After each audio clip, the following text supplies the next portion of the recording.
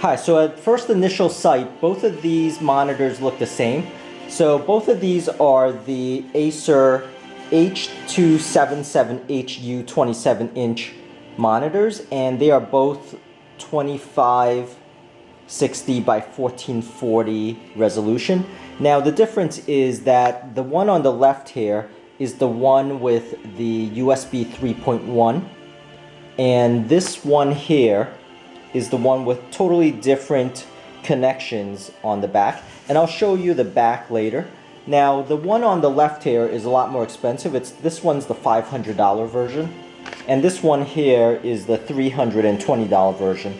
But the screen itself is exactly the same.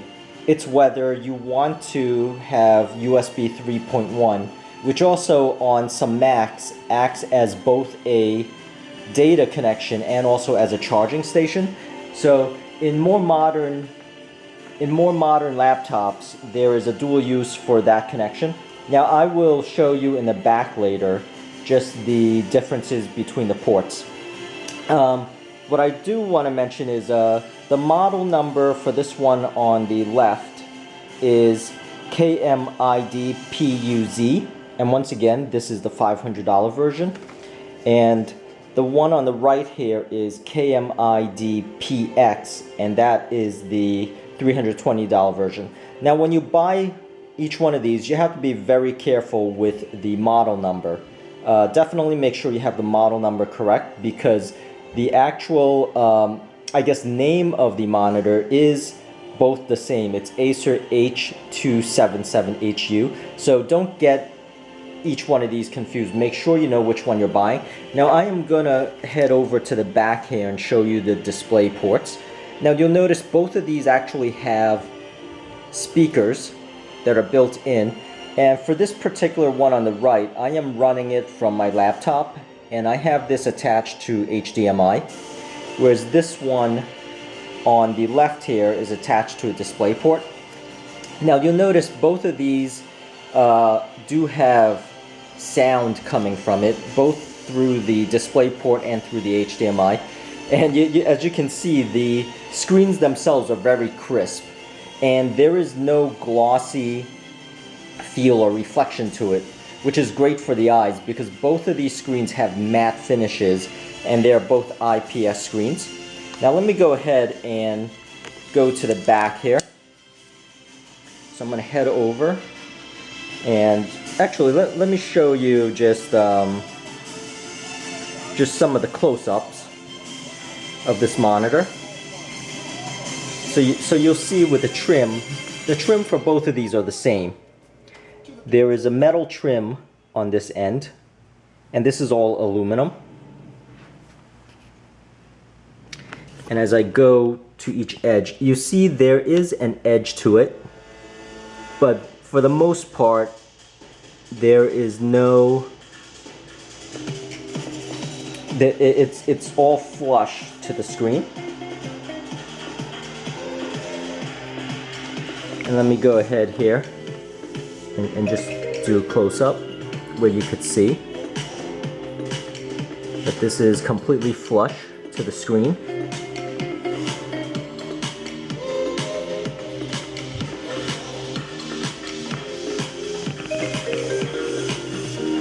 And once again, this is all aluminum.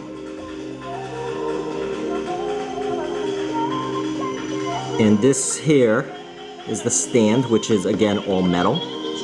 Now, one of the cons about this is that it does not let you adjust vertically. So at best, you can tilt the monitor a limited amount. So this actually tilts back and forth, so you could at least angle it. And similarly here, this is exactly the same. This is the more expensive model, but as far as the screen and the screen quality, they are exactly the same. So if you're just looking for the screen quality and you can't afford the 500 version, or that you think that you won't be using some of the connections that are on this more expensive version, such as the USB 3.1 and also the other USB connections in the back, then you know, this one is the one to go with. Now I do want to show you the back here. So let me go ahead and just show you the back here. So you'll notice this one here is white, whereas this one here is a black version in the back. So there is that stylistic difference. So if you have the back exposed and you do like the white, you know, then you know, go for it, even though there's a big price difference here. And so let me go ahead. You see the two speakers in the back, and there is this plug. This is the power plug here. There's two USBs. This is the DisplayPort, and this is the HDMI, and this is the USB 3.1, which you know, is the newer plug here. So keep that in mind as you're, you know, shopping around for this. And once again, this can be dual purpose for some of the Macs and some of the newer PCs. It both acts as charging and also as a, you know, basically a docking station for all of the other, you know, for the display and all of that. Now let me go towards this one. And you can see the speakers are here also. And for this particular one, you can see the inputs are different. This one actually has audio jacks. This is the power plug. This is the HDMI, that's a DisplayPort, and it has a DVI input here. And another speaker on that side. And just to give you a sense of how the back here is for the stand. And this is tiltable to a limited degree. And similarly with this also tilts.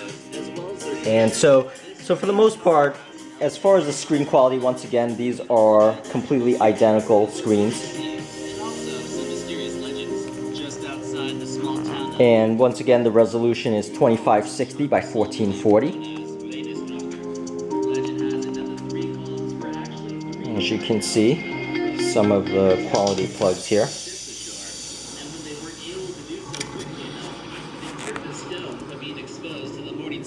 This is also a great place to walk along the black sand beaches and also to see similar rock formations. And let me just give you a sense here of some of the tilt.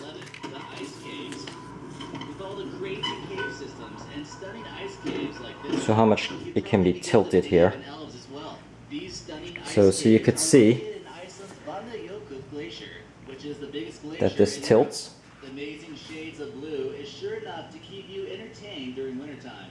You're only allowed to visit this one during the coldest months of the year, since they don't want to risk the ice. And let me give you an angle here of just the tilt itself. On an entirely different planet. While many ice cave tunnels form from geothermal springs, the heat of the earth below, these ones actually form from the heat of summer, which melts holes into these amazing glaciers.